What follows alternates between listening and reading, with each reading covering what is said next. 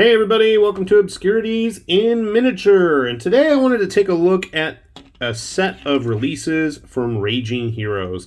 Now, I've been a big fan of Raging Heroes for quite a few years, did most of their Kickstarters, picked up quite a few stuff from their web shop, and have supported their Patreon website every now and then. I'm not the most fervent of backers, but that's just because I'm not made of money.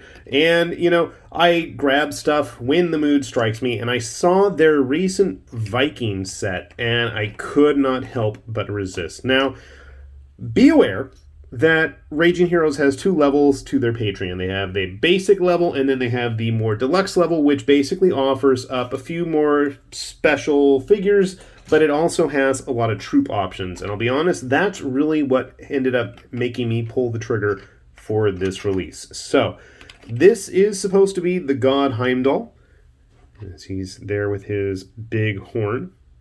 You'll notice there's nice intricate patterns actually on his cloak there.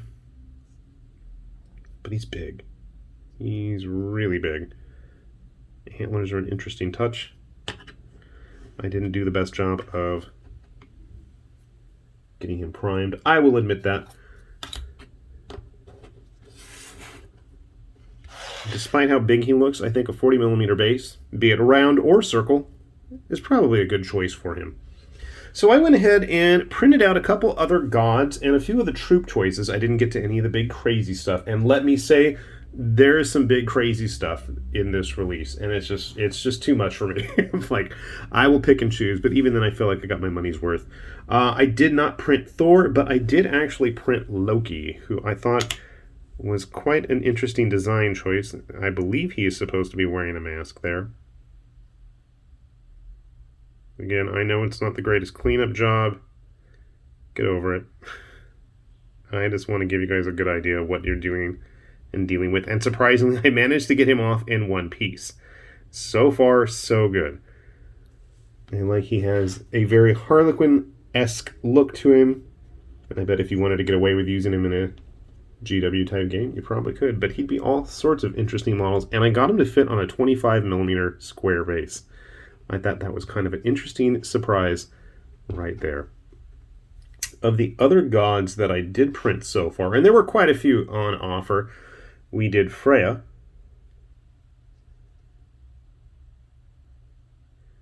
Who had quite the interesting look. I'm assuming those are feathers.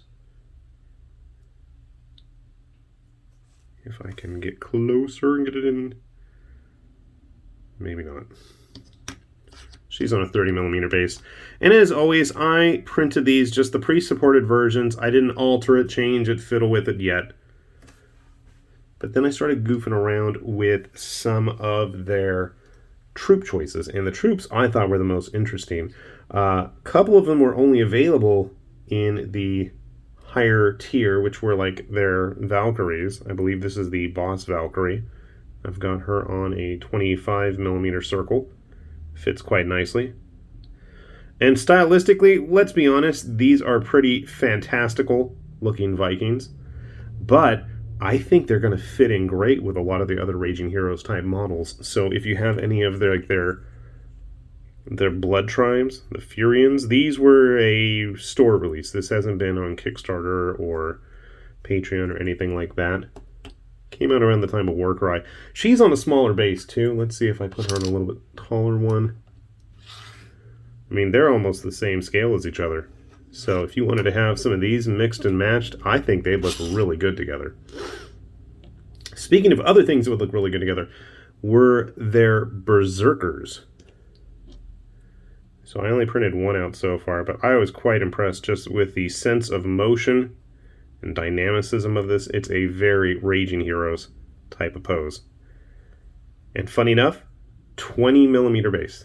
He fits on a 20mm base. Now, admittedly, his cloak is flying everywhere. So if you're trying to build, unit cohesion and have everybody all ranked and up next to each other, rank and file style, that might be kind of tough. You'll notice that he's pretty much in line size-wise with the various gods and goddesses here. I found that interesting, but maybe that's just too much Mythic Battles in my system at the moment that's expecting me to have the gods be, you know, like double, triple the size of the human models. Although a Heimdall is pretty large here. Let's see. Now, one of the curious ones were their quote-unquote Viking Warriors. Now, look-wise, he looks pretty cool, but he's really not wearing much of anything. I don't think that was much of a Viking thing, was it? I thought they were earlier. That's a 50 millimeter base. This guy's feet are just spread way too wide. He might be able to fit on a 40, but I'm just like, yeah. I had to print him just because he was in such a wide stance. I found that really amusing. Now, my favorite of the ones, and the ones that finally made me pull the trigger and I couldn't resist, were the Einherjar. The Einherjar looked really cool. Almost like drones or something. I don't know what's going on with this guy. Now, I'll admit that the details are kind of shallow right there. That's me using too much of the primer there. It's supposed to have like a chain link faceplate, face mask thing on. Now, you know what though? I cannot tell if he's supposed to be wearing pants or not. I really can't tell. That skirt loincloth thing is way too short, and there ain't no junk under there. I don't know. What do you guys think? Is he wearing pants, or isn't he? How am I supposed to paint this? I don't know. I really don't know, but I dig all his weapons. I've got a thing about weapons on the backs. I always have. Goes back to when I was a kid. Now, this guy at least looks like he's probably not wearing pants. The loincloth at least is long enough in the front and back. I'm not painting him wearing any pants. But then there's the boss. The Einherjar boss is absolutely massive, but he looks really awesome. On a mountain of skulls. The wolf's heads, I'm not sure if they're like ornamental armor or if he's actually wearing the carcasses of some wolves. The horns on the helmet look cool, the extra weapons on the back, dual weapons in his hands, but then when I put him on the table, and you guys can see just how big he is, he's standing a good head taller or two than almost everybody else. And that's not even on a base. You put him on a base and it's really, really obvious. He's just absolutely massive. And I didn't change the scale, and I don't know if Raging Heroes is going to go back and tweak that so he's a little bit more in line there. I don't know. It works for me. It just makes him look like a cool, extra, you know, powerful end boss or something like that. Although Heimdall's up there. I'm curious, maybe Odin, if I get around to printing Odin. I didn't dig the pose so much. His arms look kind of stiff. At least the one on foot. The mounted version looked pretty cool. I just haven't got around to printing it because I'm busy printing other things for other people at the moment. So I just haven't gotten a chance to check that out. But that's half the fun of letting you guys see what's available and then letting you guys go and further explore for me. Live vicariously that way. I don't have to print it. Grabbing a couple of models just to give you guys a good idea of what to expect size-wise. That is a Victrix Actual Viking. You can see they are a little bit shorter. Grabbing a printed Viking from Legends of Signum, looking suspiciously like Rollo from the TV show Vikings. A little bit smaller, but not, you know, if we take out the Einherjar boss there, maybe if we put some of just the humans, we have a Raging Heroes Redeemer. I believe they were called Redeemers. Executors? I don't remember. Some kind of funky name, but you can see they look pretty much right in line with each other. At least the females do. Let's grab that Furian Blood Tribe member.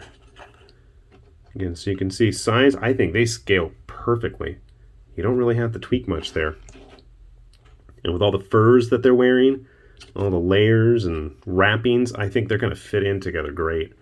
If you want to use the warriors as the males of the Furian tribes, because as of right now at least, the Furians are all female. So, might be something interesting to consider doing.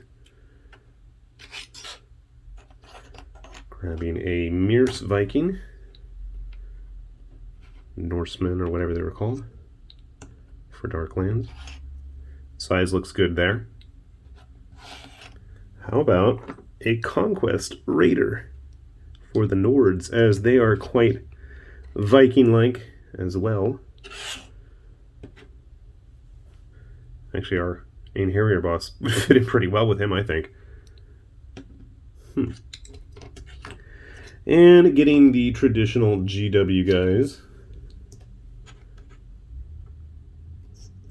Too bad I don't really have any Eldar to put with a Loki there. It'd be an interesting look. So again, while not the most authentic looking Vikings on the market, I think that they definitely do have a cool vibe, and that's something that Raging Heroes has always operated under, with the rule of cool being in full effect on just about every one of their releases. So I can't really complain there. Again, these are a Reaper and a WizKids human, so if you wanted to mix these in there, might not look that bad. Let's see what else we got.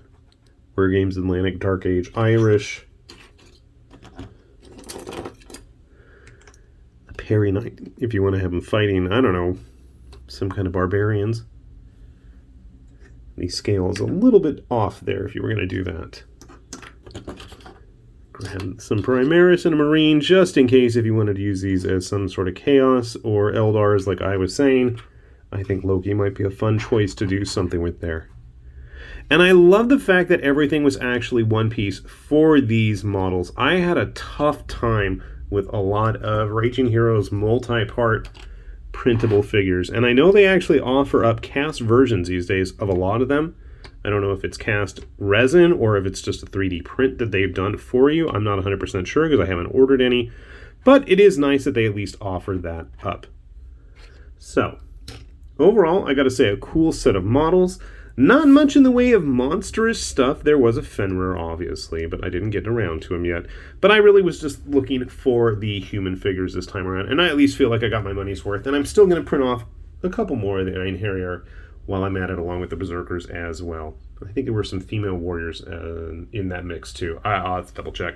Anyways, for those of you who are curious, I'll put a link down below. You can take a look yourselves and check out their My Mini Factory page as well, where there always is some sort of a deal going on.